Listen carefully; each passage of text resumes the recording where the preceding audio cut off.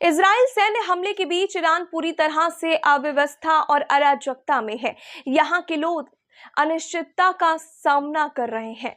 इसके supreme leader एक अज्ञात स्थान पर एक गुप्त बंकर में छिपे हुए हैं। इन सब के बीच ईरान के लोगों के लिए एक पुरानी और परिचित आवाज उठी है जो बदलाव का आह्वान कर रही है और ईरानियों को एक आशाजनक भविष्य का आश्वासन भी दे रही है। ईरान के शाह के वंशज रेजा पहलवी ने मंगलवार देर शाम राष्ट्र को संबोधित किया। उन्होंने कहा कि इस्लामिक गणराज अपने अंत पर आ गया है और डह रहा है। उन्होंने कहा कि भविष्य उज्जवल है और हम मिलकर इतिहास के पन्ने पलटेंगे।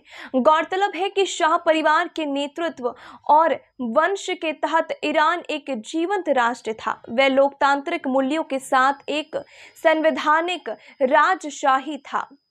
निर्वासित क्राउन प्रिंस ने कहा, मेरे साथी देशवासियों, इस्लामिक रिपब्लिक अपने अंत पर पहुंच गया है और डहने की प्रक्रिया में है। खामेनेई एक भयभीत चूहे की तरह अंडरग्राउंड छिप गए हैं और स्थिति पर नियंत्रण खो चुका है। जो शुरू हुआ है वो अपरिवर्तनीय है। उन्होंने आगे कहा कि भविष्य उज्जवल है और एक साथ मिलकर हम इतिहास में इस तीव्र मोड़ से गुजरेंगे। इन कठिन दिनों में मेरा दिल उन सभी असहाय नागरिकों के साथ है जिन्हें नुकसान हुआ है और जो खामेनेई के युद्धोन्माद और भ्रम का शिकार हुए हैं। राष्ट्र के पतन के लिए आयतुल्ला अली खामेनेई के शासन को दोषी ठहराते हुए रेजी पहलवी ने कहा, सालों से मैंने अपनी मातृभूमि को युद्ध की आग में जलने से रोकने की कोशिश की है। इस्लामिक गणराज्य का अंत ईरानी राष्ट्र के खिलाफ 46 साल के युद्ध का अंत है। शासन का दमन तंत्र अंतत नष्ट हो रहा है। खामेनेई के नेतृत्व वाले शासन के खिलाफ लोगों को एकजुट होने और विद्रोह करने का आग्रह करते हुए पहलवी ने कहा, इस दुष्पर्व को हमेशा के लिए समाप्त करने के लिए अब केवल एक राष्ट्रव्यापी विद्रोह की आवश्यकता है। अब उठने का समय है। ईरान को पुनः प्राप्त करने का समय है। आइए हम सभी आगे आए।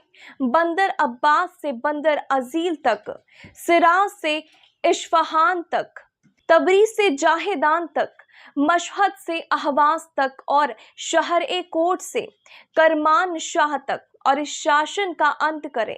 निर्वासित क्राउन प्रिंस ने अपील की, सेना, कानून परिवर्तन, सुरक्षा बलों और राज्य कर्मचारियों से, जिनमें से कई मुझे हाल के दिनों में संदेश भेज रहे हैं। मैं कहता हूं कि ऐसे शासन के लिए ईरानी लोगों के खिलाफ खड़े ना हो जिसका पतन शुरू हो चुका है और अपरिहार्य है। एक पतनशील शासन के लिए खुद को बलिदान ना दे। लोगों के साथ खड़े होकर आप अपना जीवन बचा सकते हैं। ईरान के इस्लामी गणराज्य से लोकतांत्रिक गणराज्य में परिवर्तन में ऐतिहासिक भूमिका निभाएं और ईरान के भविष्य के निर्माण में भाग लें। आइए अब हम बताते हैं पूरी कहानी। दरअसल में ईरान के अंतिम शाह मोहम्मद रेजा पहलवी 1979 में ईरान छोड़कर भाग गए थे क्योंकि इस्लामी क्रांति ने देश पर कब्जा कर लिया था। 1980 में मिस्र ने उनकी मृत्यु हो गई। उनके बेटे रेजा पहलवी पेकॉक सिंहासन के उत्तराधिकारी थे, लेकिन राजवंश को बाहर कर दिया गया था और अब अमेरिका में रहते हैं। अब अहिंसक सविनय अवज्ञा और एक नई सरकार पर जनमत संग्रह के माध्यम से शासन परिवर्तन की बात करते हैं। भले ही पहलवी के ईरानी प्रवासियों में बहुत सारे फैन हैं जो राजशाही के वापसी का समर्थन करते हैं, लेकिन यह अनिश्चित है कि यह विचार ईरान के अंदर कितना लोकप्रिय हो सकता है।